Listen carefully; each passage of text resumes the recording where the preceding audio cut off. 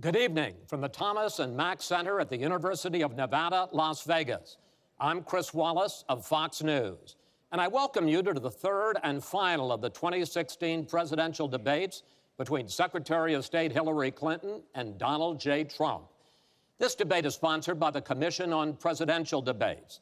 The commission has designed the format, 6 roughly 15-minute segments with 2-minute answers to the first question, then open discussion for the rest of each segment. Both campaigns have agreed to those rules. For the record, I decided the topics and the questions in each topic. None of those questions has been shared with the commission or the two candidates. The audience here in the hall has promised to remain silent. No cheers, boos, or other interruptions so we and you can focus on what the candidates have to say. No noise except right now, as we welcome the Democratic nominee for president, Secretary Clinton, and the Republican nominee for president, Mr. Trump.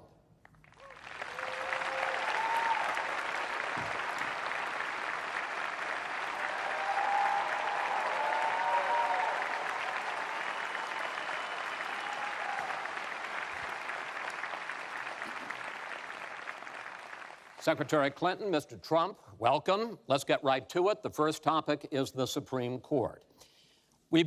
You both talked briefly about the court in the last debate, but I want to drill down on this because the next president will almost certainly have at least one appointment and likely or possibly 2 or 3 appointments, which means that you will, in effect, determine the balance of the court for what could be the next quarter century.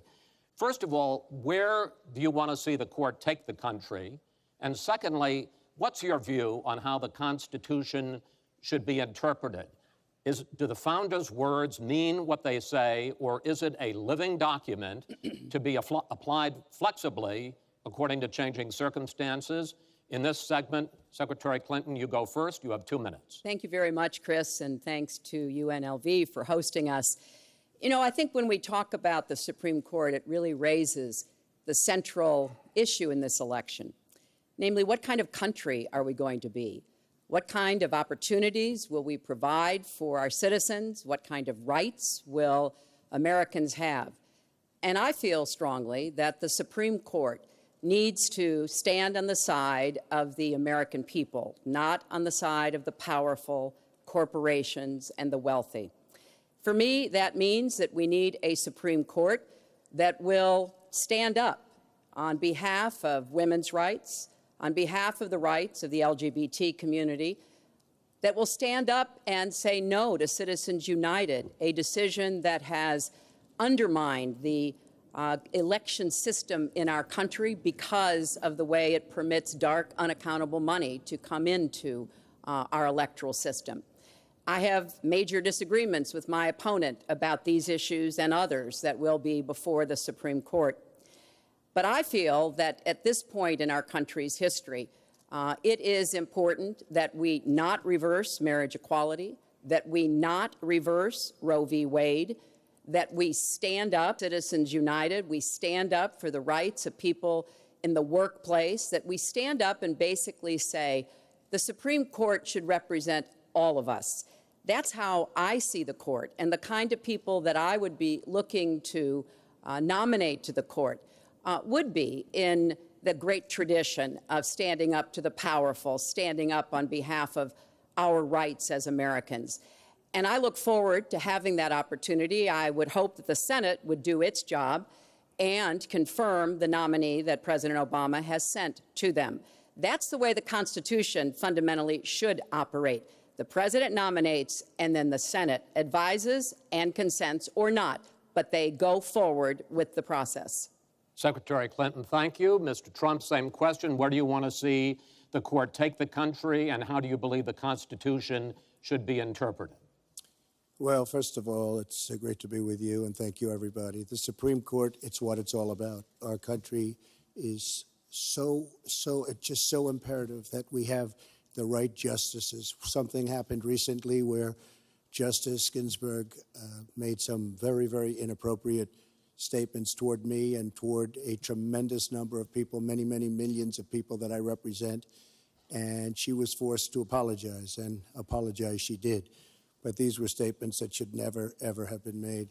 We need a Supreme Court that, in my opinion, is going to uphold the Second Amendment and all amendments, but the Second Amendment, which is under absolute siege.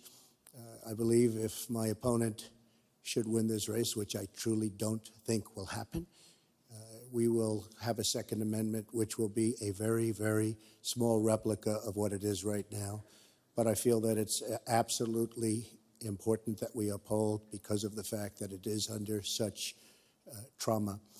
I feel that the justices that I am going to appoint, and I've named 20 of them, the justices that I'm going to appoint will be pro-life. They will have a conservative bent. They will be protecting the Second Amendment. They are great scholars in all cases, and they're people of tremendous respect. They will interpret the Constitution the way the founders wanted it interpreted, and I believe that's very, very important. I don't think we should have justices appointed that decide what they want to hear. It's all about the Constitution and so important, the Constitution the way it was meant to be. And those are the people that I will appoint. Mr. Trump, thank you. We now have about 10 minutes for an open discussion. I want to focus on two issues that, in fact, by the justices that you name, could end up changing the existing law of the land. First is one that you mentioned, Mr. Trump, and that is guns. Secretary Clinton, you said last year, and let me quote, "The Supreme Court is wrong on the Second Amendment." And now, in fact, in the 2008 Heller case, the court ruled that there is a constitutional right to bear arms, but a right that is reasonably limited. Those were the words of the judge, Antonin Scalia, who wrote the decision. What's wrong with that? Well, first of all, I support the Second Amendment. I lived in Arkansas for 18 wonderful years. I represented upstate New York. I understand and respect the tradition of gun ownership. It goes back to the founding of our country. But I also believe that there can be and must be reasonable regulation. Because I support the Second Amendment doesn't mean that I want people who shouldn't have guns to be able to threaten you, kill you or members of your family. And so when I think about what we need to do, we have 33,000 people a year who die from guns. I think we need comprehensive background checks, need to close the online loophole, close the gun show loophole. There's other matters that I think are sensible, that are the kind of reforms that would make a difference, that are not in any way conflicting with the Second Amendment. You mentioned the Heller decision, and what I was saying that you referenced, Chris, was that I disagreed with the way the court applied the Second Amendment in that case, because what the District of Columbia was trying to do was to protect toddlers from guns. And so they wanted people with guns to safely store them. And the court didn't accept that reasonable regulation, but they've accepted many. I see no conflict between saving people's lives and defending the Second Amendment. Let me bring Mr. Trump in here. The Bipartisan Open Debate Coalition got millions of votes on questions to ask here, and this was, in fact, one of the top questions that they got. How will you ensure the Second Amendment is protected? You just heard Secretary Clinton's answer. Does she persuade you that while you may disagree on regulation, that in fact she supports a Second Amendment right to bear arms? Well, the D.C. versus Heller decision was very strongly, and she was extremely angry about it. I watched. I mean, she was very, very angry when upheld. And Justice Scalia was so involved, and it was a well-crafted decision. But Hillary was extremely upset, extremely angry, and people that believe in the Second Amendment and believe in it very strongly were very upset with what she had to say. Well, let me bring in Secretary Clinton. Were you extremely upset? Well, I was upset because, unfortunately, dozens of toddlers injure themselves, even kill people with guns, because, unfortunately, not everyone who has loaded guns in their homes takes appropriate precautions. But there's no doubt that I respect the Second Amendment, that I also believe there's an individual right to bear arms. That is not in conflict with sensible, common sense regulation. And, You know, look, I understand that Donald's been strongly supported by the NRA. The gun lobby's on his side. They're running millions of dollars of ads against me. And I regret that, because what I would like to see is for people to come together and say, of course, we're going to protect and defend the Second Amendment, but we're going to do it in a way that tries to save some of these 33,000 lives that we lose every year. Let me bring Mr. Trump back into that, because, in fact, you oppose any limits on assault weapons, any limits on high-capacity magazines. You support a national right-to-carry law. Why, sir? Well, let me just tell you, before we go any further, in Chicago, which has the toughest gun laws in the United States, probably you could say by far, they have more gun violence than any other city. So we have the toughest laws, and you have tremendous gun violence. I am a very strong supporter of the Second Amendment, and I don't know if Hillary was saying it in a sarcastic manner, but I'm very proud to have the endorsement of the NRA, and it's the earliest endorsement they've ever given to anybody who ran for president. So I'm very honored by all of that.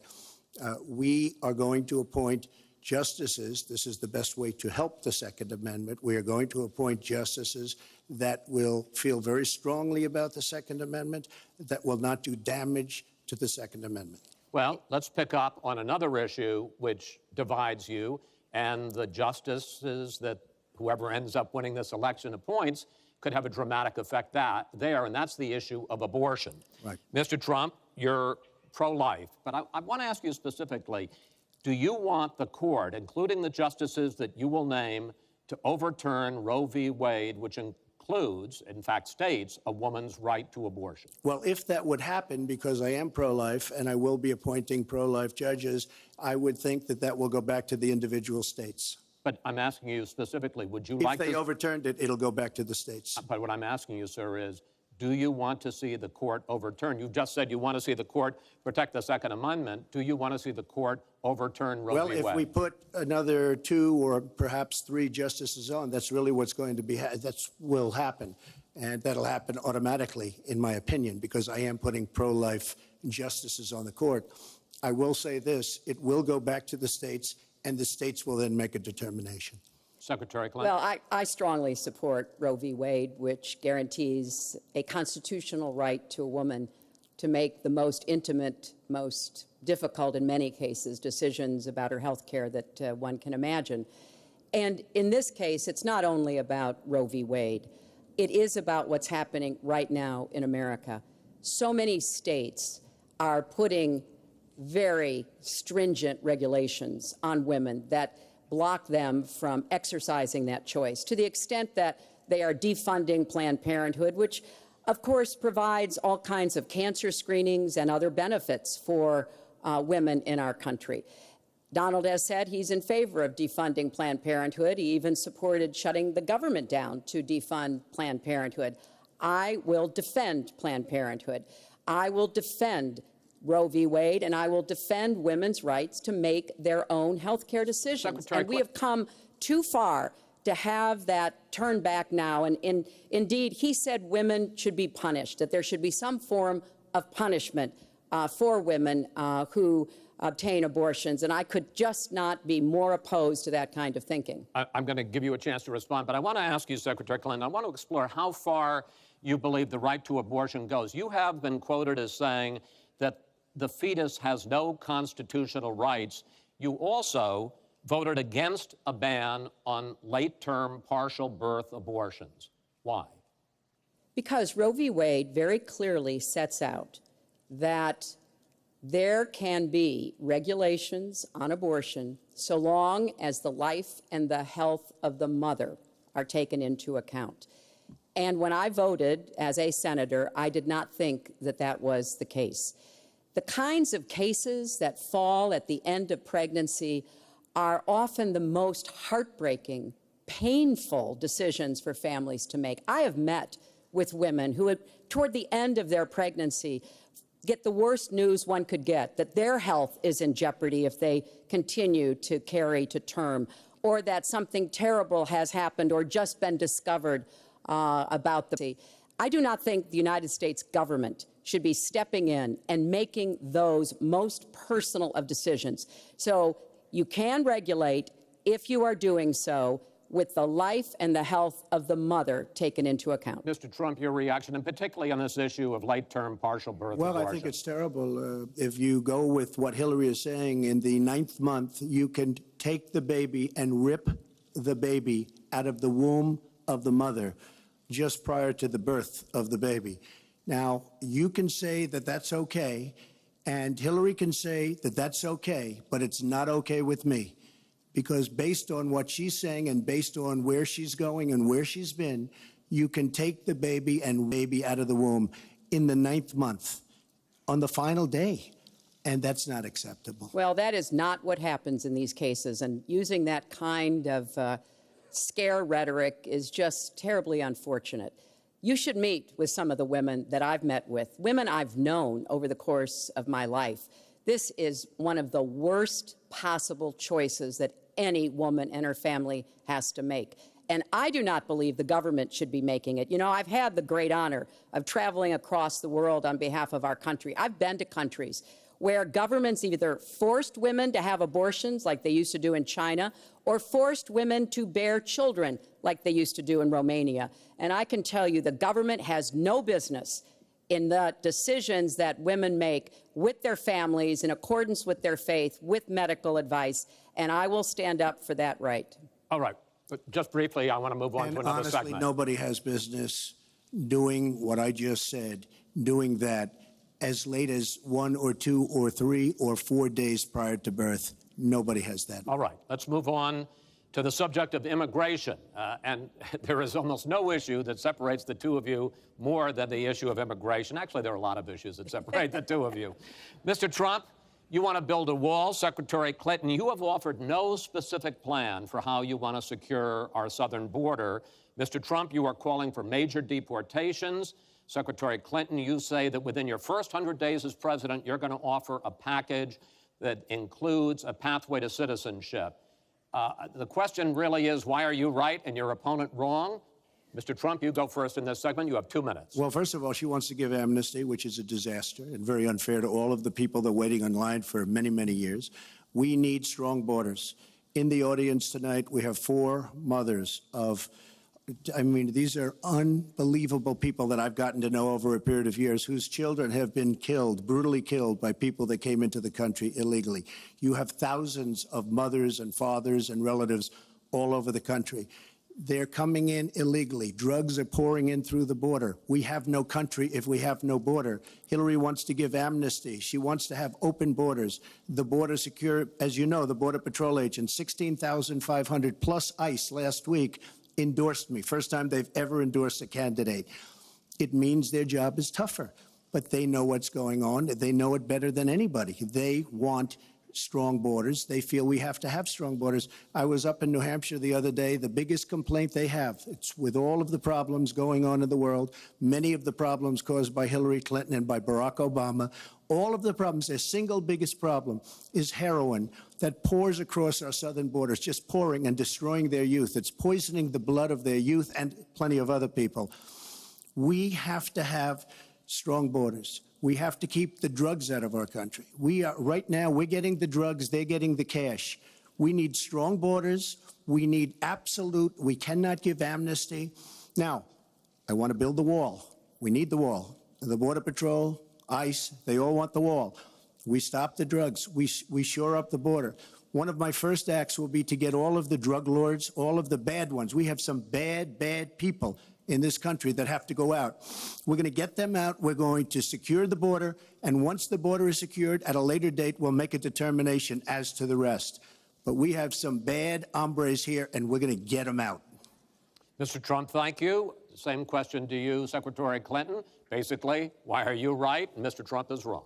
Well, as he was talking, I was thinking about a young girl I met here in Las Vegas, Carla, who was very worried that her parents might be deported because she was born in this country, but they were not.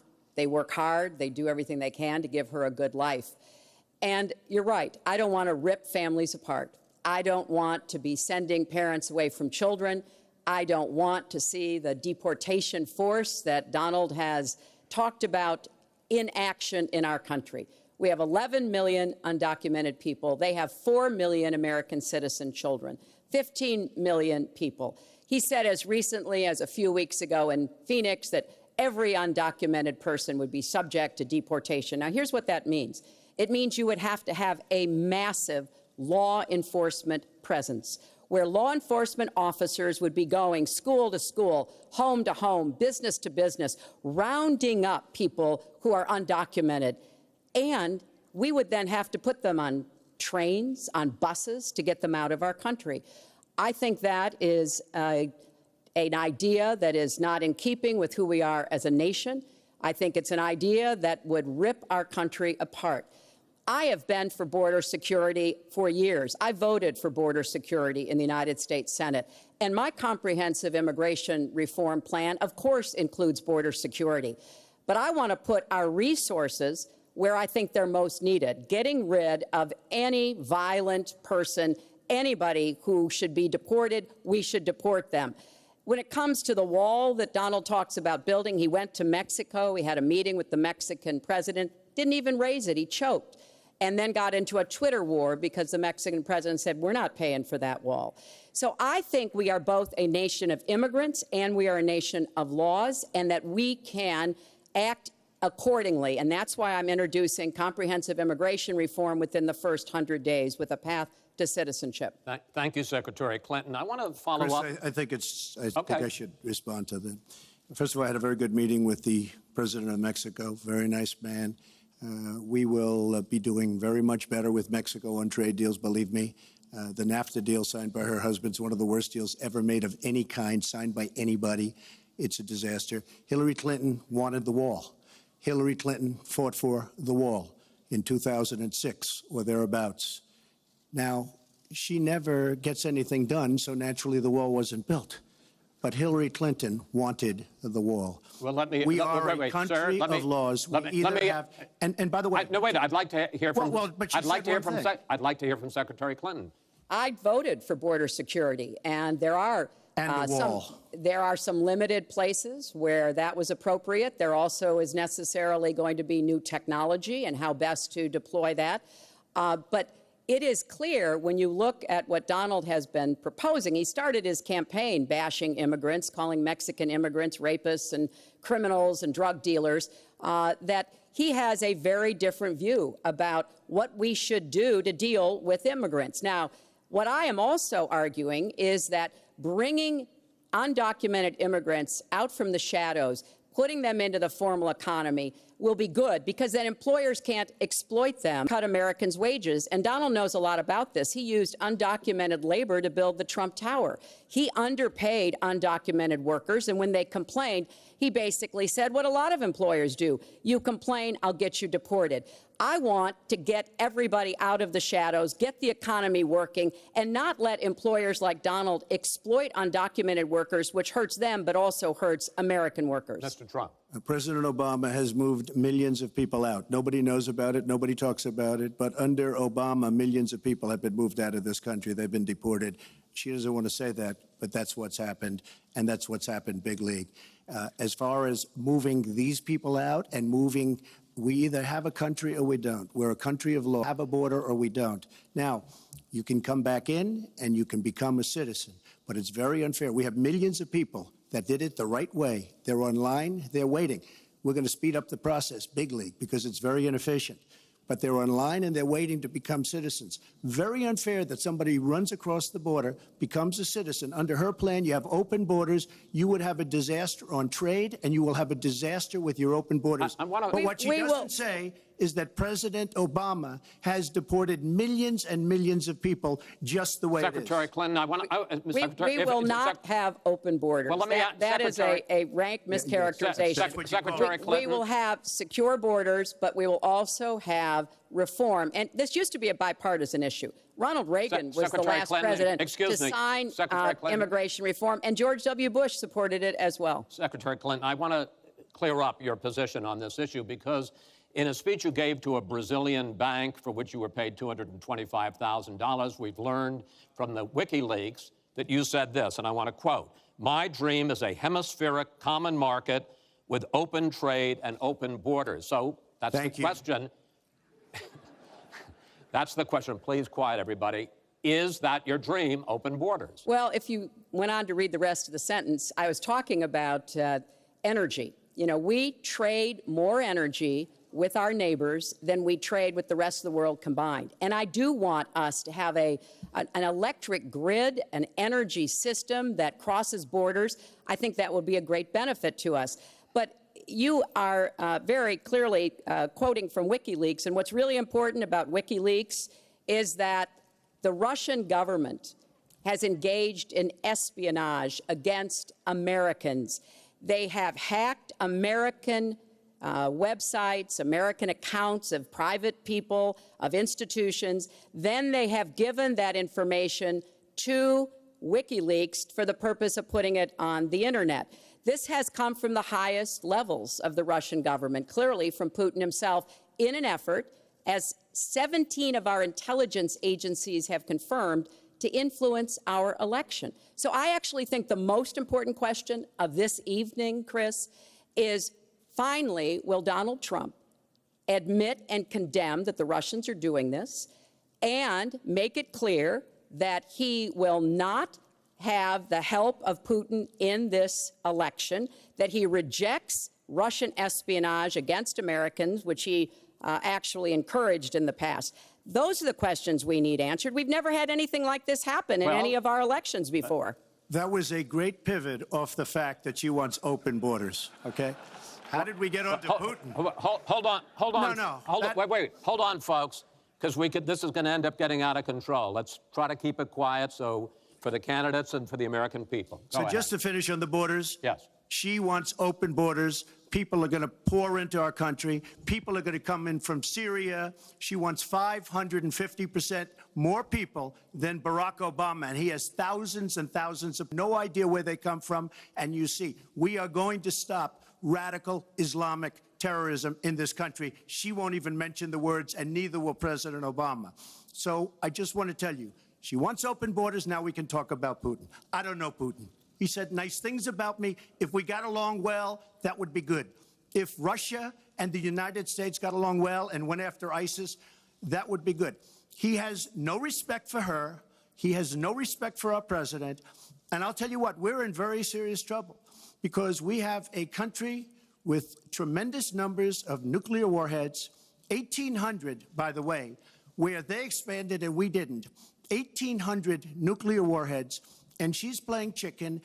Look, Putin, from everything I see, has no respect for this person. Well, that's because he'd rather have a puppet as president of the United States. No puppet. And it's pretty clear. You're the puppet. It's pretty clear you won't admit that the puppet. Russians have engaged in cyber attacks against the United States of America, that you encouraged espionage against our people, that you are willing to spout the Putin line, sign up for his wish list, break up NATO, do whatever he wants to do, and that you continue to get help from him because he has a very clear favorite in this race. So I think that this is such an unprecedented situation. We've never had a foreign government trying to interfere in our election. We have 17 intelligence agencies, civilian and military, who have all concluded that these espionage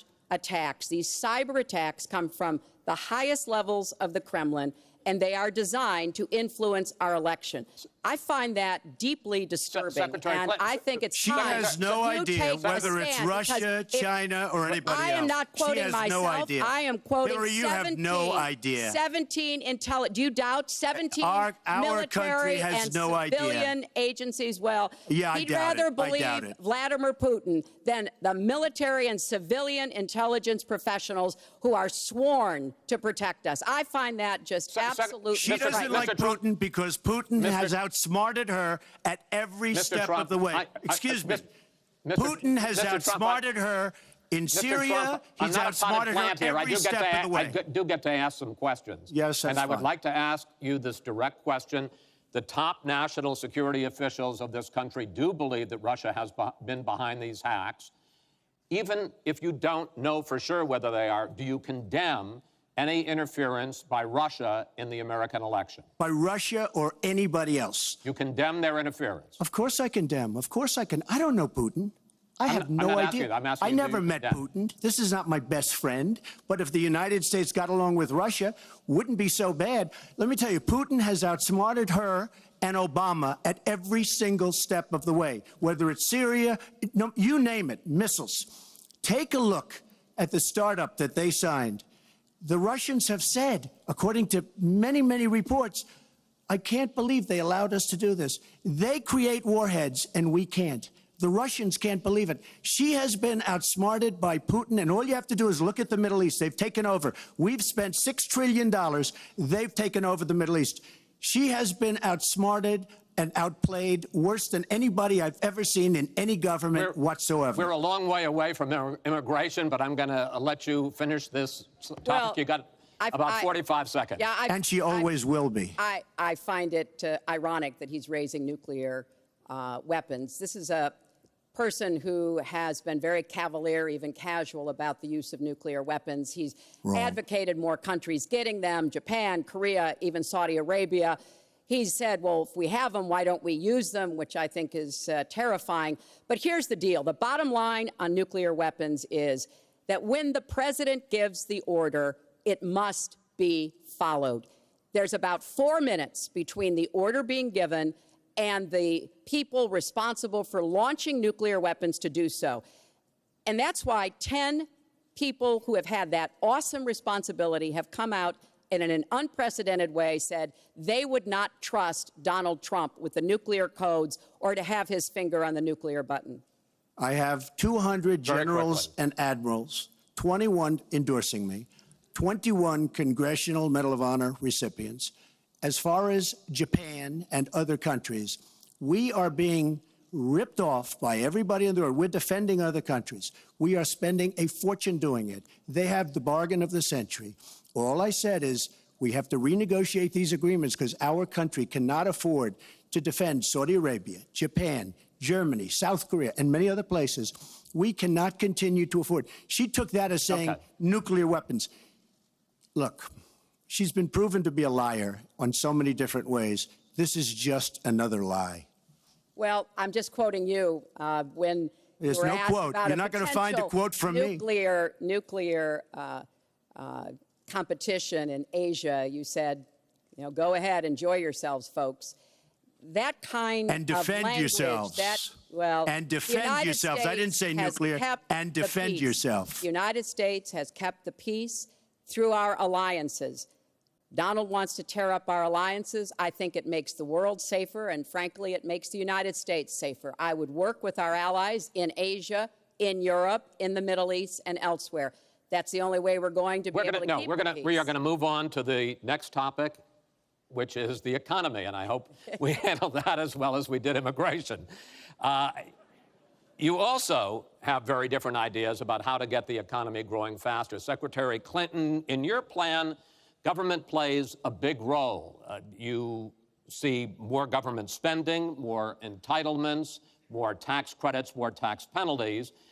Mr. Trump, you want to get government out with lower taxes and less regulation. Yes. We're going to drill down into this a little bit more, but in this overview, please explain to me why you believe that your plan will create more jobs and growth for this country and your opponent's plan will not. In this round, you go first, Secretary Clinton. Well, I think when the middle class thrives, America thrives. And so my plan is based on growing the economy, giving middle class families many more opportunities.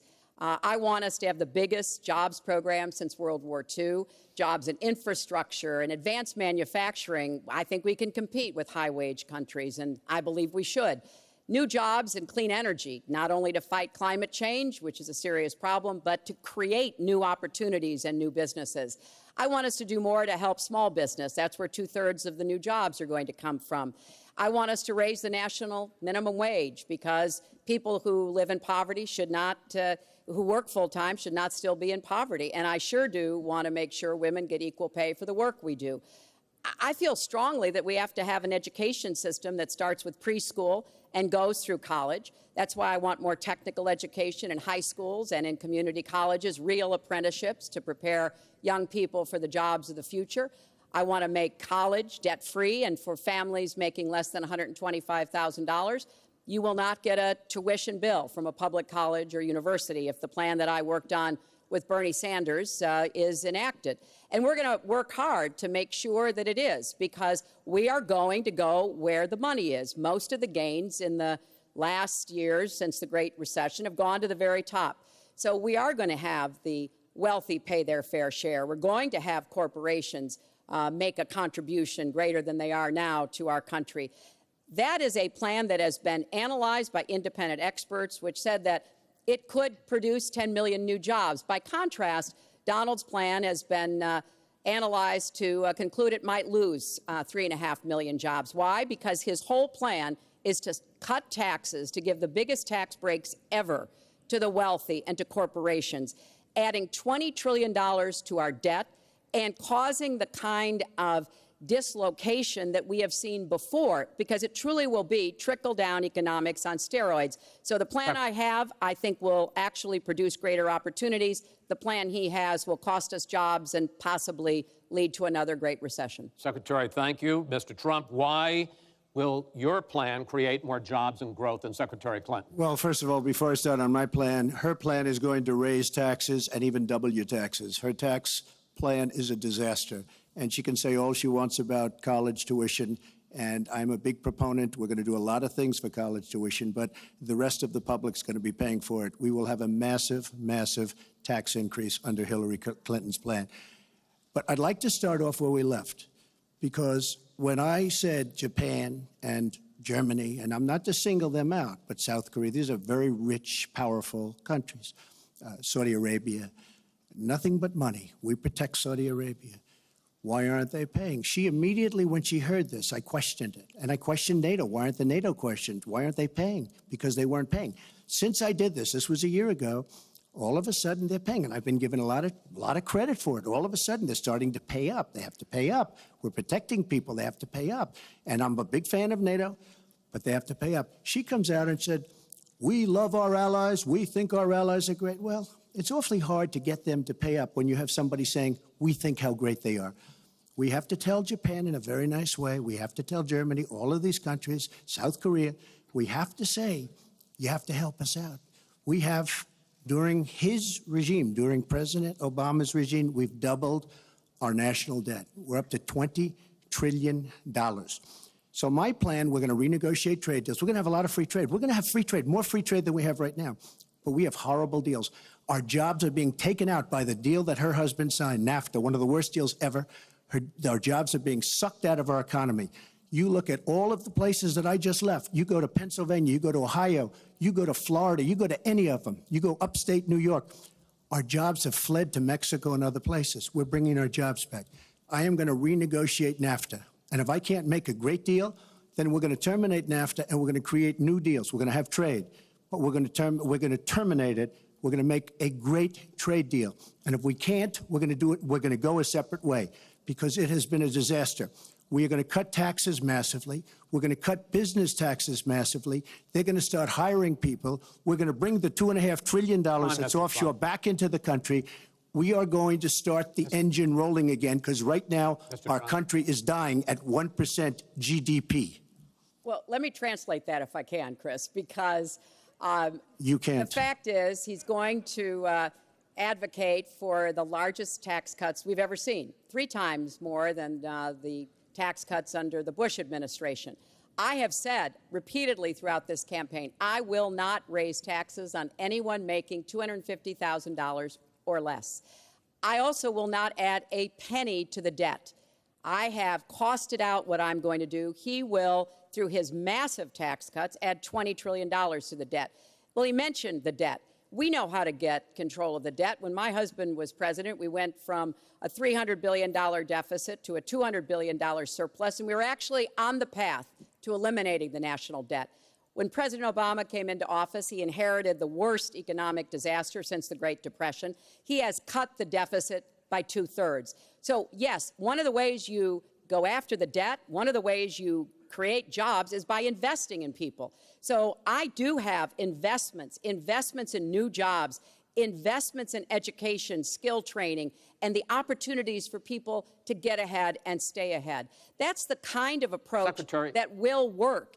Cutting taxes on the wealthy, we've tried that. Secretary, it has not worked the way that it has been Secretary promised. Clinton, I want to pursue your plan because in many ways it is similar to the Obama stimulus plan in 2009, which has led to the slowest GDP growth since 1949. Correct. Thank you, sir. You told me in July when we spoke that the problem is that President Obama didn't get to do enough in what he was trying to do with this stimulus. So is your plan basically even more of the Obama stimulus?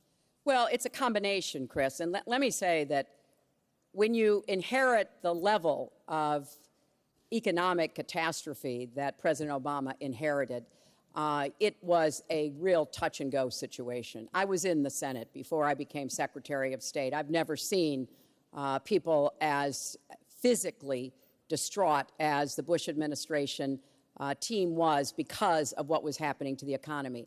I personally believe that the steps that President Obama took saved the economy. He doesn't get the credit he deserves for taking some very hard positions. But it was a terrible recession. So now we've dug ourselves out of it. We're standing, but we're not yet running. So what I am proposing is that we invest from the middle out and the ground up, not the top down. That is not going to work. That's why what I have put forward doesn't add a penny to the debt, but it is the kind of approach that will enable more people to take those new jobs, higher paying jobs. We're beginning to see some increased incomes, and we certainly have had a long string of increasing jobs. We've got to do more to get the whole economy moving, and that's what I believe I will be able to do. Mr. Trump, even conservative economists who have looked at your plan say that the numbers don't add up, that your idea, and you've talked about 25 million jobs created, 4% Over a 10-year period. growth, is unrealistic. And they say, you talk a lot about growing the energy industry, they say with oil prices as low as they are right now, that's unrealistic as well. Your response? So I just left some high representatives of India. They're growing at 8%. China is growing at 7%, and that for them is a catastrophically low number. We are growing. Our last report came out, and it's right around the 1% level, and I think it's going down. Last week, as you know, at the end of last week, they came out with an anemic jobs report, a terrible jobs report. In fact, I said, is that the last jobs report before the election? Because if it is, I should win easily. It was so bad. The report was so bad. Look, our country is stagnant. We've lost our jobs. We've lost our businesses. We're not making things anymore, relatively speaking. Our product is pouring in from China, pouring in from Vietnam, pouring in from all over the world. I've visited so many communities. This has been such an incredible education for me, Chris. I've gotten to know so many. I've developed so many friends over the last year, and they cry when they see what's happened. I passed factories that were thriving 20, 25 years ago, and because of the bill that her husband signed and she blessed 100%, it is just horrible what's happened to these people in these communities. Now, she can say that her husband did well, but boy, did they suffer as NAFTA kicked in, because it didn't really kick in very much, but it kicked in after they left. Boy, did they suffer. That was one of the worst things that's ever been signed by our country. Now she wants to sign Trans-Pacific Partnership, and she wants it. She lied when she said she didn't call it the gold standard in one of the debates. She totally lied. She did call it the gold standard, and they actually fact-checked, and they said I was right. I was so honored. I want to give you a chance to briefly speak to that, and then I want to pivot to 1/6 of the economy, be as bad as NAFTA. which is Obamacare. But go ahead, Well, briefly. First, let me say, number one, when I saw the final agreement for TPP, I said I was against it. It didn't meet my tests. I've had the same tests. Does it create jobs, raise incomes, and further our national security? I'm against it now. I'll be against it after the election. I'll be against it when I'm president. There's only one of us on this stage who's actually shipped jobs to Mexico, because that's Donald. He's shipped jobs to 12 countries, including Mexico. But he mentioned China. And, you know, one of the biggest problems we have with China is the illegal dumping of steel and aluminum into our markets. I have fought against that as a senator. I've stood up against it as Secretary of State. Donald has bought Chinese steel and aluminum. In fact, the Trump hotel right here in Las Vegas was made with Chinese steel. So he goes around with crocodile tears about how terrible it is, but he has given jobs to Chinese steel workers, not American steel workers. Mr. Trump? That's the kind of let me approach just say- that let me is just just say. not going to work. We're going to pull the country together. We're going to have trade agreements that we enforce. That's why I'm going to have a trade prosecutor for the first time in history. And we're going to enforce those agreements. And we're going to look for businesses to Secretary help Clinton? us by buying American products. Go ahead, I Mr. ask Trump. a simple question. She's been doing this for 30 years. Why the hell didn't you do it over the last 15, 20 years? You know, were I very voted- much involved. Excuse me, my turn. You were very much involved in every aspect of this country, very much. And you do have experience. I'd say the one thing you have over me is experience, but it's bad experience because what you've done has turned out badly. For 30 years, you've been in a position to help. And if you say that I use steel or I use something else, I make it impossible for me to do that. I wouldn't mind.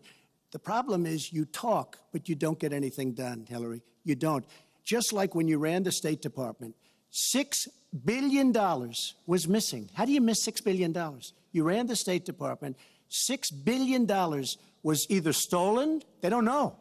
It's gone. $6 billion. If you become president, this country is going to be in some mess, believe me. Well, first of all, what he just said about the State Department is not only untrue, it's been debunked numerous times. But I think it's really an important issue. He raised the 30 years of experience. So let me just talk briefly about that. You know, back in the 1970s, I worked for the Children's Defense Fund, and I was taking on discrimination against African-American kids in schools. He was getting sued by the Justice Department for racial discrimination in his apartment buildings. In the 1980s, I was working to reform the schools in Arkansas. He was borrowing $14 million from his father to start his businesses. In the 1990s, I went to Beijing, and I said women's rights are human rights. He insulted a former Miss Universe, Alicia Machado, called her an eating machine. And on the day when I was in the Situation Room monitoring the raid that brought Osama bin Laden to justice, he was hosting the Celebrity Apprentice. So I'm happy to compare my 30 years of experience, what I've done for this country, trying to help in every way I could, especially kids and families, get ahead and stay ahead, with your 30 years, and I'll let the American people make that decision. Well, I think I did a much better job. I built a massive company, a great company, some of the greatest assets anywhere in the world, worth many, many billions of dollars. I started with a $1 million loan. I agree with that. It's a $1 million loan, but I built a phenomenal company. And if we could run our country the way I've run my company, we would have a country that you would be so proud of. You would even be proud of it. And frankly, when you look at her real record, take a look at Syria, take a look at the migration, take a look at Libya, take a look at Iraq. She gave us ISIS because her and Obama created this huge vacuum. And a small group came out of that huge vacuum because we should have never been in Iraq, but once we were there, we should have never got out the way they wanted to get out. She gave us ISIS as sure as you are sitting there. And what happened is now ISIS is in 32 countries. And now I listen how she's going to get rid of ISIS. She's going to get rid of nobody. All right, we are going to get to foreign hotspots in a few moments, but the next segment is fitness to be president of the United States. Mr. Trump, at the last debate, you said your talk about grabbing women was just that, talk, and that you'd never actually done it. And since then, as we all know, 9 women have come forward and said that you either groped them or killed without their consent. Why would so many different women from so many different circumstances over so many different years, why would they all in this last couple of weeks make up, you deny this, why would they all make up these stories? And since this is a question for both of you, Secretary Clinton, Mr. Trump says what your husband did and that you defended was even worse. Mr. Trump, you go first. Well, first of all, those stories have been largely debunked. Those people, I don't know those people. I have a feeling how they came. I believe it was her campaign that did it. Just like if you look at what came out today on the clips, where I was wondering what happened with my rally in Chicago and other rallies where we had such violence. She's the one in Obama that caused the violence. They hired people, they paid them $1,500, and they're on tape saying, be violent, cause fights, do bad things. I would say the only way, because those stories are all totally false. I have to say that. And I didn't even apologize to my wife, who's sitting right here, because I didn't do anything. I didn't know any of these women. I didn't see these women. These women, the woman on the plane, the woman, I think they want either fame or her campaign did it. And I think it's her campaign, because when I saw what they did, which is a criminal act, by the way, where they're telling people to go out and start fistfights and start violence. And I'll tell you what, in particular in Chicago, people were hurt and people could have been killed in that riot. And that was now all on tape, started by her. I believe, Chris, that she got these people to step forward. If it wasn't, they get their 10 minutes of fame. But they were all totally, it was all fiction. It was lies and it was fiction. Well, Secretary Clinton. at the last debate, we heard Donald talking about what he did to women. And after that, a number of women have come forward saying that's exactly what he did to them. Now, what was his response? Well, he held a number of big rallies where he said that he could not possibly have done those things to those women because they were not attractive enough for I did not them say to be that. assaulted. I did not say that. In fact, he went on to say... Her 2 minutes, sir, her 2 minutes. But did not say that. It's her 2 minutes. He went on to say, look at her. I don't think so. About another woman, he said, that wouldn't be my first choice. He attacked the woman reporter writing the story, called her disgusting, as he has called a number of women during this campaign. You know, Donald thinks belittling women makes him bigger. He goes after their dignity, their self-worth, and I don't think there is a woman anywhere who doesn't know what that feels like. So we now know what Donald thinks and what he says and how he acts toward women. That's who Donald is. I think it's really up to all of us to demonstrate who we are and who our country is, and to stand up and be very clear about what we expect from our next president, how we want to bring our country together, where we don't want to have the kind of pitting of people one against the other, where instead we celebrate our diversity, we lift people up, and we make our country even greater. America is great because America is good. And it really is up to all of us to make that true now and in the future, and particularly for our children and our grandchildren. Mr. Trump. Nobody has more respect for women than I do. Nobody. Nobody has more respect. Please, everybody. And frankly, those stories have been largely debunked. And I really want to just talk about something slightly different. She mentions this, which is all fiction, all fictionalized, probably or possibly started by her and her very sleazy campaign. But I will tell you, what isn't fictionalized are her emails, where she destroyed 33,000 emails criminally, after getting a subpoena from the United States Congress. What happened to the FBI? I don't know. We have a great general, four-star general, today, you read it in all the papers, going to potentially serve 5 years in jail for lying to the FBI. One lie. She's lied hundreds of times to the people, to Congress, and to the FBI. He's going to probably go to jail. This is a four-star general, and she gets away with it, and she can run for the presidency of the United States. That's really what you should be talking about, not fiction, where somebody wants fame or where they come out of her crooked campaign. Secretary Clinton. Well, every time Donald is pushed on something which is obviously uncomfortable, like what these women are saying, he immediately goes to denying responsibility. And it's not just about women. He never apologizes or says he's sorry for anything. So we know what he has said and what he's done to women, but he also went after a disabled reporter, mocked and mimicked him on Wrong. national television. He went after Mr. and Mrs. Khan, the parents of a young man who died serving our country, a Gold Star family because of their religion. He went after John McCain, a prisoner of war, said he prefers people who aren't captured. He went after a federal judge, born in Indiana, but who Donald said couldn't be trusted to try the fraud and racketeering case against Trump University because his parents were Mexican.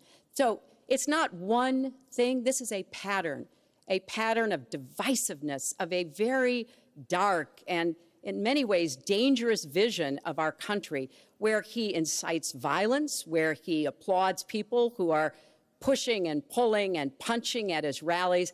That is not who America is. And I hope that as we move in the last weeks of this campaign, more and more people will understand what's at stake in this election. It really does come down to what kind of country we are going to have. So sad when she talks about violence at my rallies, and she caused the violence. It's on tape. During Now, the last... the other things are false, but honestly, I'd love to talk about getting rid of ISIS, and I'd love to talk about other things. Okay. But those other charges, as she knows, are false. In this bucket about fitness to be president, there's been a lot of developments over the last 10 days since the last debate.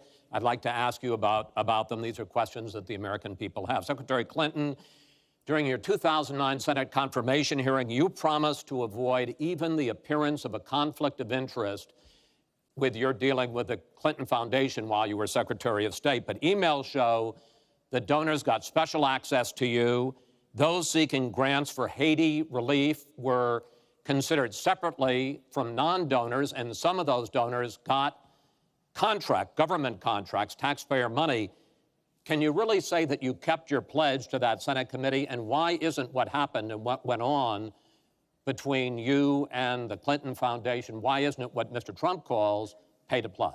Well, everything I did as Secretary of State was in furtherance of our country's interests and our values. The State Department has said that. I think that's been proven. But I am happy. In fact, I'm thrilled to talk about the Clinton Foundation because it is a world-renowned charity, and I am so proud of the work that it does. You know, I could talk for the rest of the debate. I know I don't have the time to do that. But just briefly, the Clinton Foundation made it possible for 11 million people around the world with HIV/AIDS to afford treatment, and that's about half of all the people in the world who are getting treatment. In partnership with the American Health Association, we have made environments in schools healthier for kids, Secretary including Clinton, healthier respectfully, this is an open discussion. Well, it is an open discussion. I understand, and the specific question went to pay for play. Do you want to talk about that? But there is no evidence, but there is a lot of evidence about the very good work and it's a the criminal high enterprise, rankings that and the so many children people of know the it. Clinton Foundation It's a have gotten criminal for their work. enterprise. Saudi Arabia giving $25 million, Qatar, all of these countries. You talk about women and women's rights. So these are people that push gays off buildings. These are people that kill women and treat women horribly, and yet you take their money. So I'd like to ask you right now, why don't you give back the money that you've taken from certain countries that treat certain groups of people so horribly? Why don't you give back the money? I think it would be a great gesture. Well, because she takes a tremendous amount of money, and you take a look at the people of Haiti.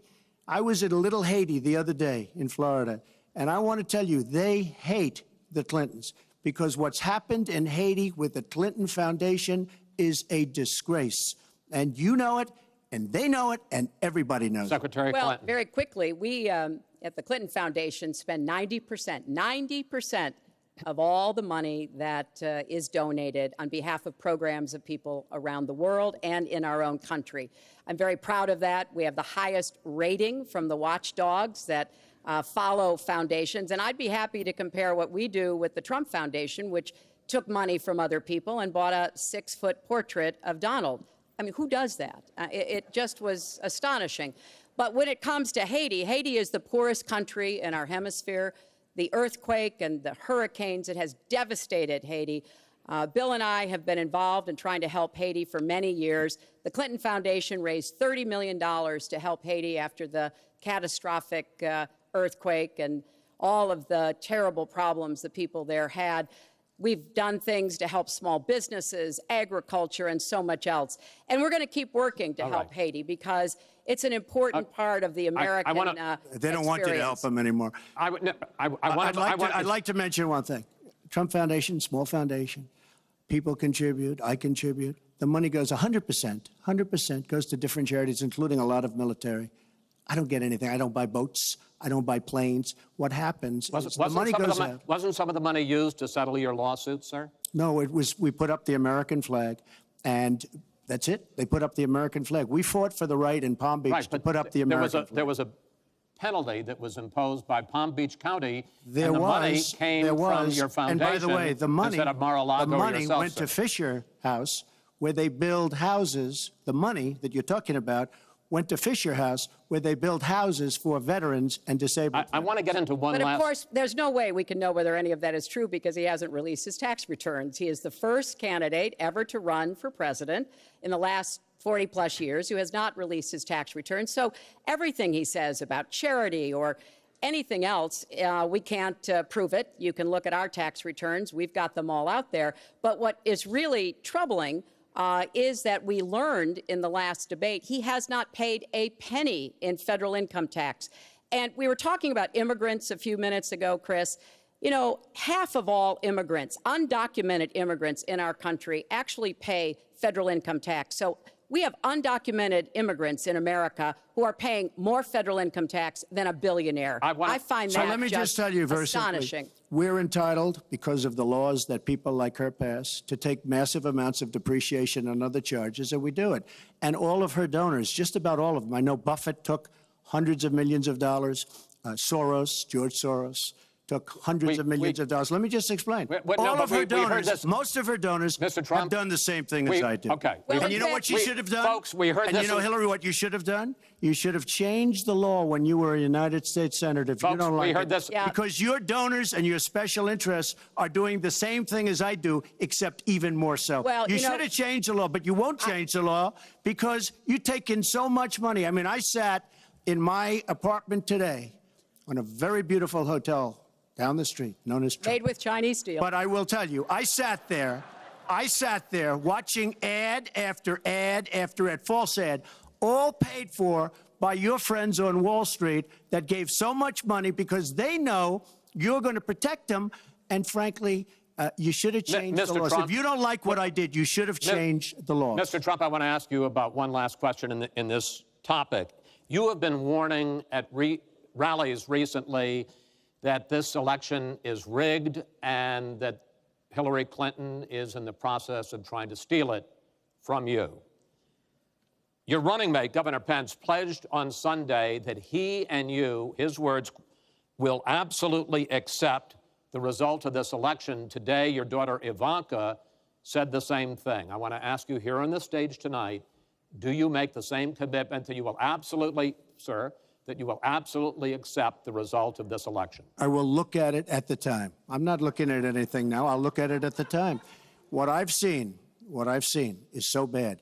First of all, the media is so dishonest and so corrupt, and the pile-on is so amazing. The New York Times actually wrote an article about it that they don't even care. It's so dishonest, and they've poisoned the minds of the voters. But unfortunately for them, I think the voters are seeing through it. I think they're going to see through it. We'll find out on November 8th, but I think they're going to see through it. But, sir, there's if you look, excuse me, Chris, if you look at your voter rolls, you will see millions of people that are registered to vote. Millions. This isn't coming from me. This is coming from Pew Report and other places. Millions of people that are registered and be registered to vote. So let me just give you one other thing. So I talk about the corrupt media. I talk about the millions of people. Tell you one other thing. She shouldn't be allowed to run. She's guilty of a very, very serious crime. She should not be allowed to run. And just in that respect, I say it's rigged because she should never, Chris, she should never have been allowed to run for the presidency based on what she did with emails and so many other things. But, sir, there is a tradition in this country. In fact, one of the prides of this country is the peaceful transition of power, and that no matter how hard fought a campaign is, that at the end of the campaign, that the loser concedes to the winner. Not saying that you're necessarily going to be the loser or the winner, but that the loser concedes to the winner and that the country comes together in part for the good of the country. Are you saying you're not prepared now to commit to that principle? What I'm saying is that I will tell you at the time. I'll keep you in suspense. Well, okay? Chris, let me respond to that because that's horrifying. You know, every time Donald thinks things are not going in his direction, he claims whatever it is rigged against him. The FBI conducted a year-long investigation into my emails. They concluded there was no case. He said the FBI was rigged.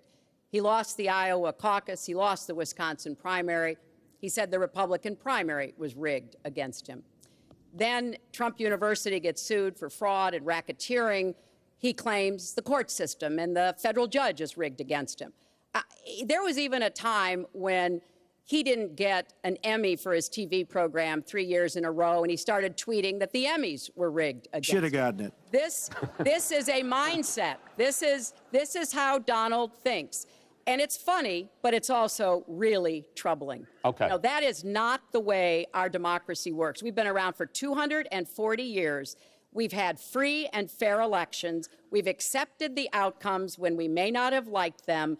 And that is what must be expected of anyone standing on a debate stage during a general election. You know, President Obama said the other day, when you're whining before the game is even finished, it just shows you're not up to doing the job. And let's be clear about what he is saying and what that means. He is denigrating, he's talking down our democracy. And I, for one, am appalled that somebody who is the nominee of one of our two major parties would take that kind of position. I think what the FBI did and what the Department of Justice did, including meeting with her husband, the Attorney General, on the back of an airplane on the tarmac in Arizona, I think it's disgraceful. I think it's a disgrace. All right. I think we've never had a situation so bad Hold on, in this folks. country. This doesn't do any good for anyone. Let's please continue the debate, and let's move on to the subject of foreign hotspots. The Iraqi offensive to take back Mosul has begun. If they are successful in pushing ISIS out of that city and out of all of Iraq, the question then becomes, what happens the day after? And that's something that whoever of you ends up as president is going to have to confront. Will you put U.S. troops into that vacuum to make sure that ISIS doesn't come back or isn't replaced by something even worse? Secretary Clinton, you go first in this segment. You have 2 minutes. Well, I am encouraged that there is an effort led by the Iraqi army, supported by Kurdish forces, and also given the help and advice from the number of special forces and other Americans on the ground. But I will not support putting American soldiers into Iraq as an occupying force. I don't think that is in our interests, and I don't think that would be smart to do. In fact, Chris, I think that would be a big red flag waving for ISIS to reconstitute itself. The goal here is to take back Mosul. It's going to be a hard fight. I've got no illusions about that. And then continue to press into Syria to begin to take back and move on Raqqa, which is the ISIS headquarters. I am hopeful that the hard work that American military advisors have done will pay off, and that we will see a really successful military operation. But we know we've got lots of work to do. Syria will remain a hotbed of terrorism as long as the civil war, aided and abetted by the Iranians and the Russians, continue. So I have said, look, we need to keep our eye on ISIS. That's why I want to have an intelligence surge that protects us here at home, why we have to go after them from the air, on the ground, online, why we have to make sure here at home we don't let terrorists buy weapons. If you're too dangerous to fly, you're too dangerous to buy a gun.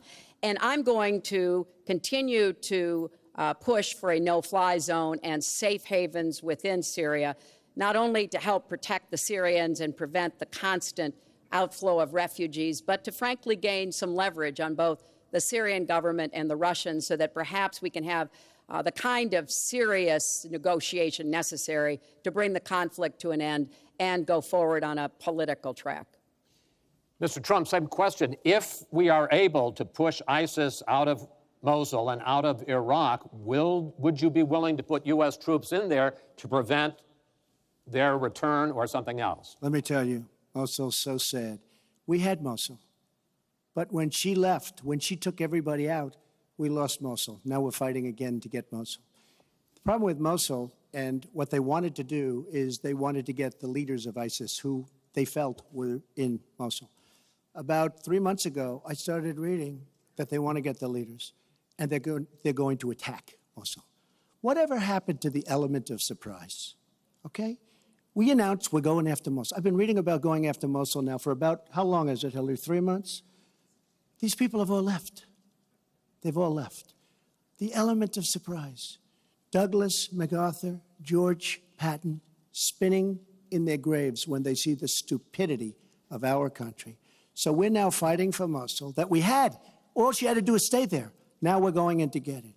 But you know who the big winner in Mosul is going to be after we eventually get it? And the only reason they did it is because she's running for the office of president. And they want to look tough. They want to look good. He violated the red line in the sand. And he made so many mistakes, made all mistakes. That's why we have the Great Migration. But she wanted to look good for the election. So they're going in. But who's going to get Mosul, really?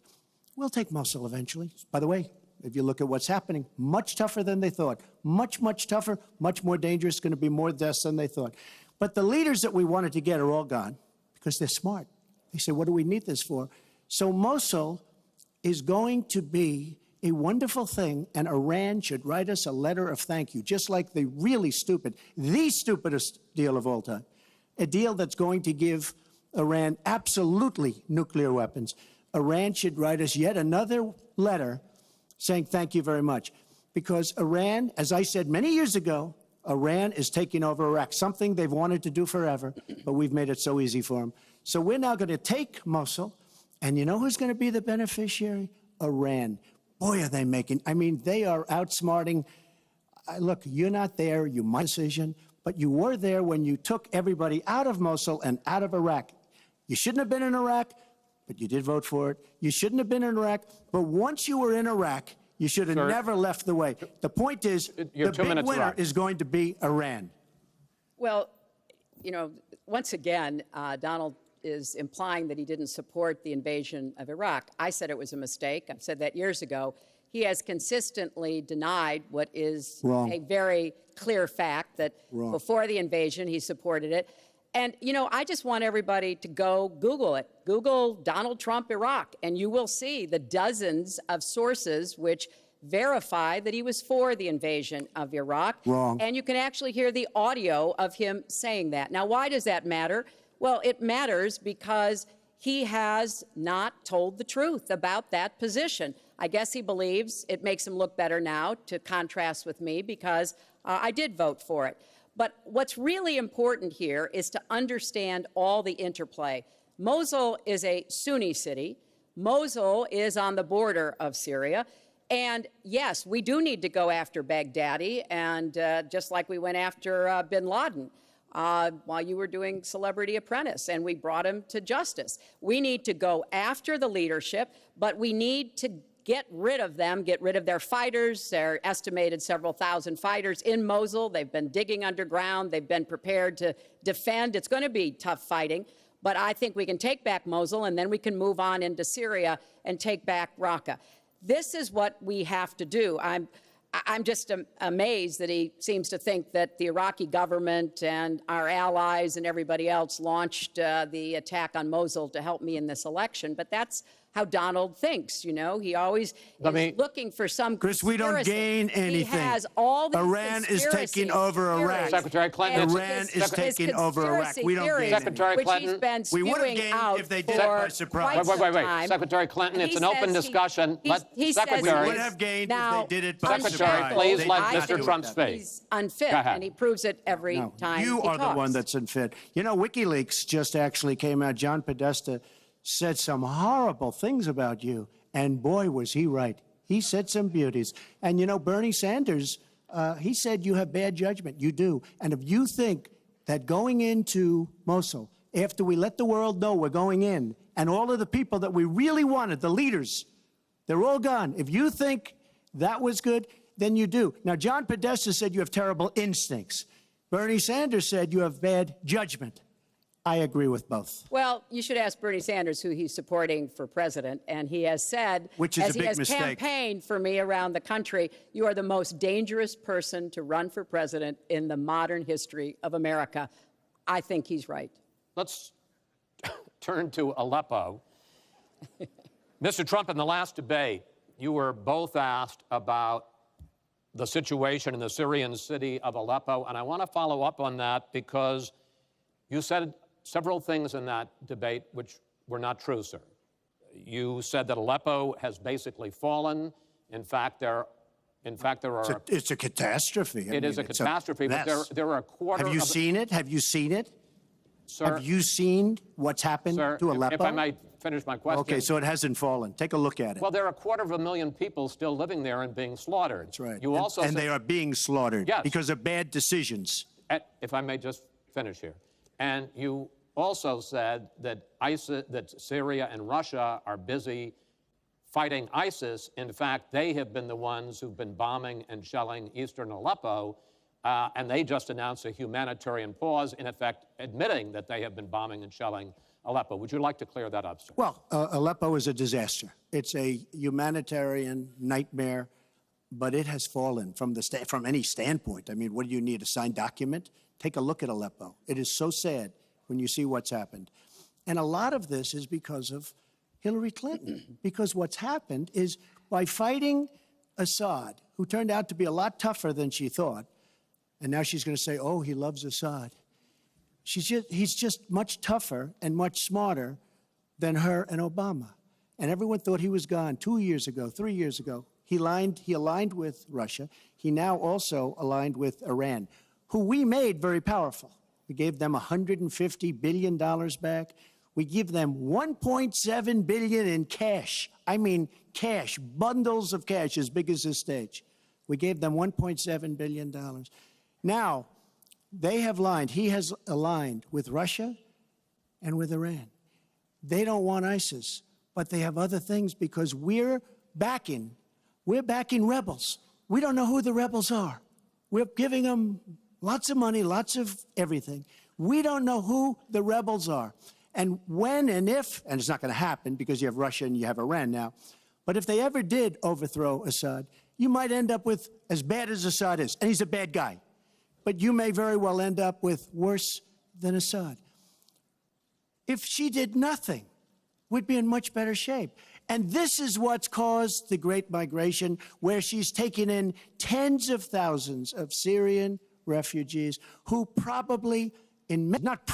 who are definitely, in many cases, ISIS aligned. And we now have them in our country. And wait till you see, this is going to be the great Trojan horse. And wait till you see what happens in the coming years. Lots of luck, Hillary. Thanks a lot for doing a great job.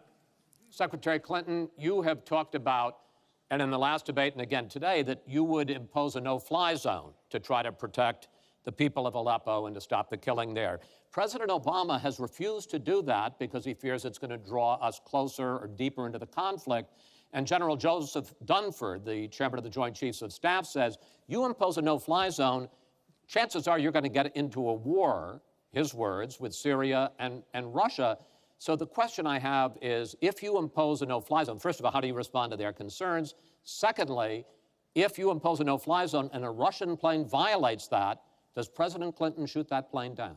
Well, Chris, first of all, I think a no-fly zone could save lives and could hasten the end of the conflict. I am well aware of the really legitimate concerns that you have expressed from both the president and the general.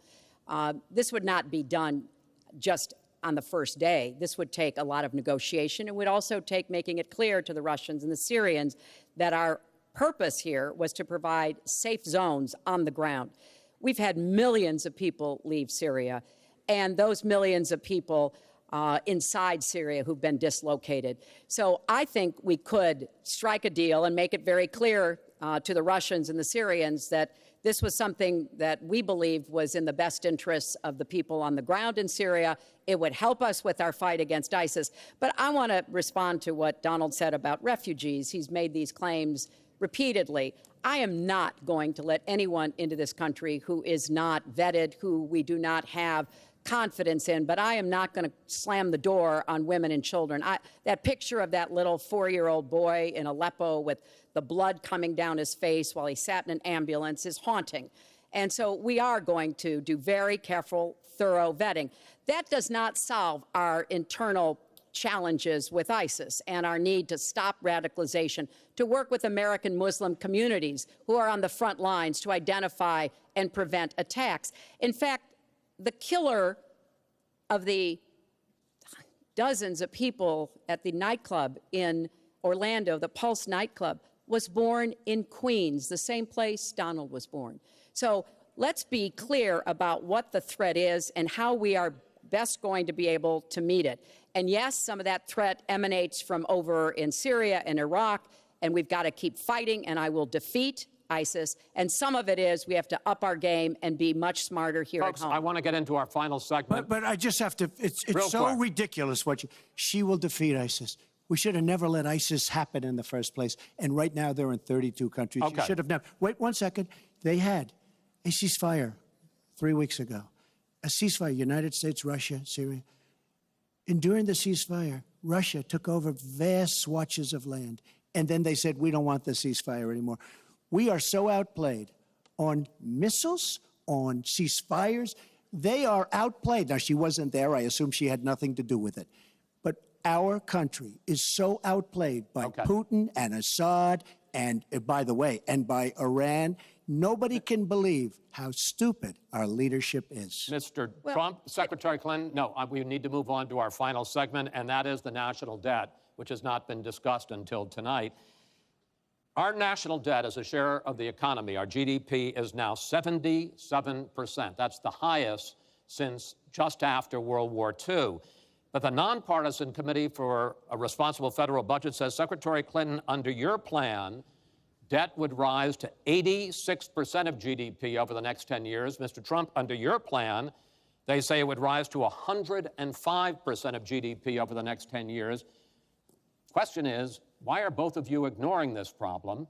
Mr. Trump, you go first. Well, I say they're wrong because I'm going to create tremendous jobs. And we're bringing GDP from really 1%, which is what it is now. And if she got in, it'll be less than zero. But we're bringing it from 1% up to 4%. And I actually think we can go higher than 4%. I think you can go to 5 or 6%. And if we do, you don't have to bother asking your question because we have a tremendous machine. We will have created a tremendous economic machine once again.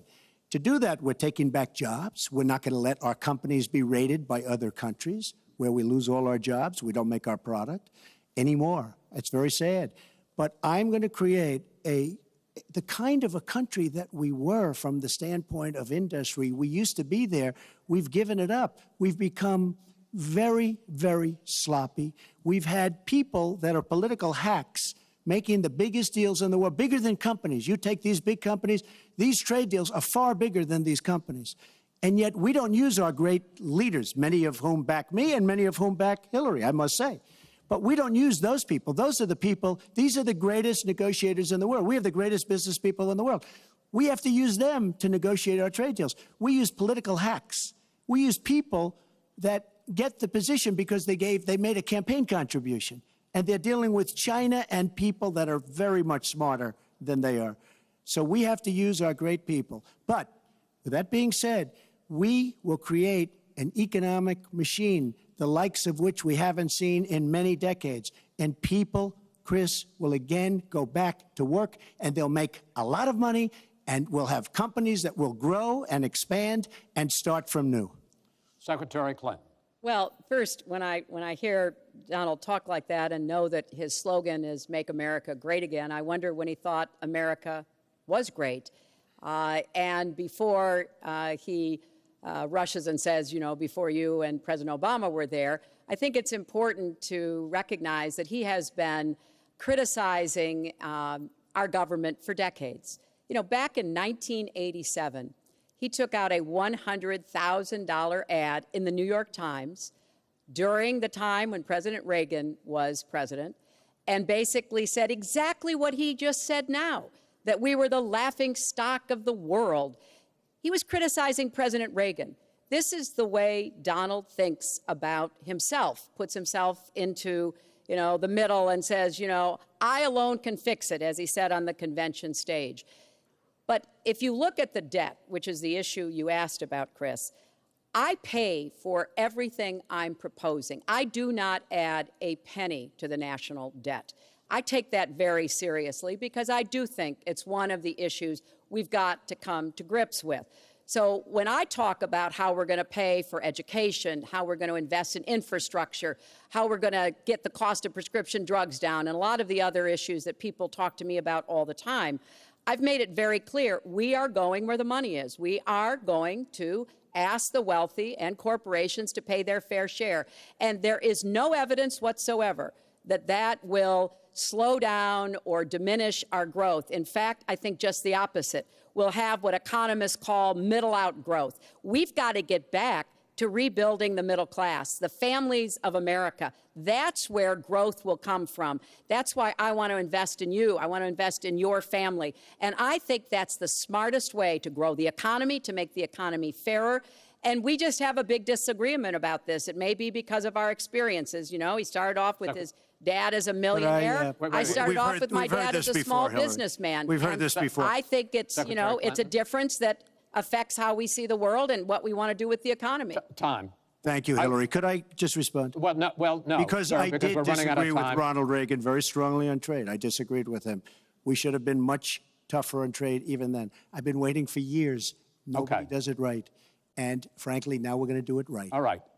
The one last area I want to get into with you in this debate is the fact that the biggest driver of our debt is entitlements, which is 60% of all federal spending. Now, the Committee for Responsible Federal Budget has looked at both of your plans, and they say neither of you has a serious plan that is going to solve the fact that Medicare is going to run out of money in the 2020s, Social Security is going to run out of money in the 2030s, and at that time, recipients are going to take huge cuts in their benefits. So, in effect, the final question I want to ask you in this regard is, and let me start with you, Mr. Trump, would President Trump make a deal to save Medicare and Social Security that included both tax increases and benefit cuts, in effect, a grand bargain on entitlements? I'm cutting taxes. We're going to grow the economy. It's going to grow at a record rate. But that's not going to help on entitlements. It's going to totally help you.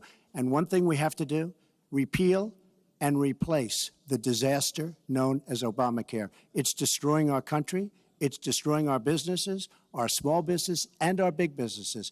We have to repeal and replace Obamacare. You take a look at the kind of numbers that will cost us in the year 17. It is a disaster if we don't repeal and replace. Now, it's probably going to die of its own weight, but Obamacare has to go. The premiums are going up 60, 70, 80%. Next year, they're going to go up over 100%. And I'm really glad that the premiums have started. At least the people see what's happening, because she wants to keep Obamacare and she wants to make it even worse.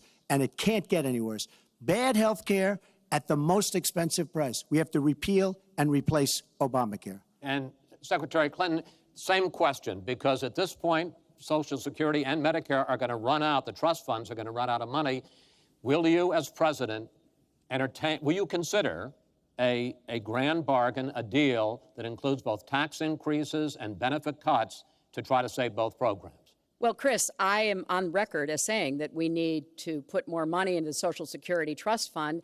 That's part of my commitment to raise taxes on the wealthy. My Social Security payroll contribution will go up, as will Donald's, assuming he can't figure out how to get out of it.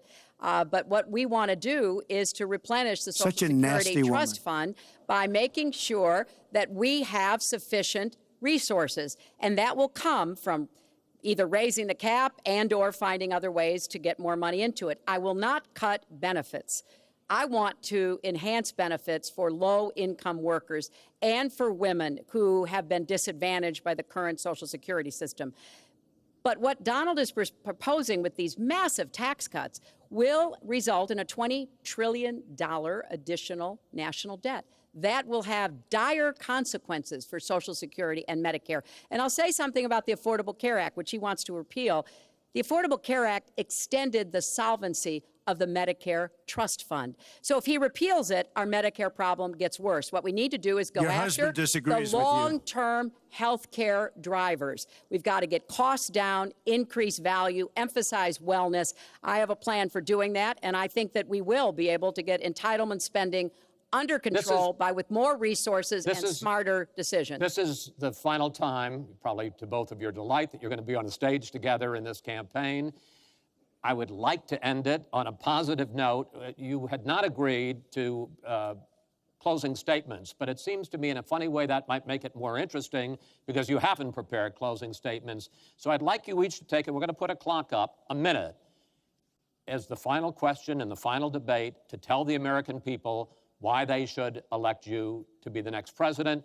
This is another new mini segment. Secretary Clinton, it's your turn to go first. Well, I would like to say to everyone watching tonight that I'm reaching out to all Americans, Democrats, Republicans, and independents, because we need everybody to help make our country what it should be, to grow the economy, to make it fairer, to make it work for everyone.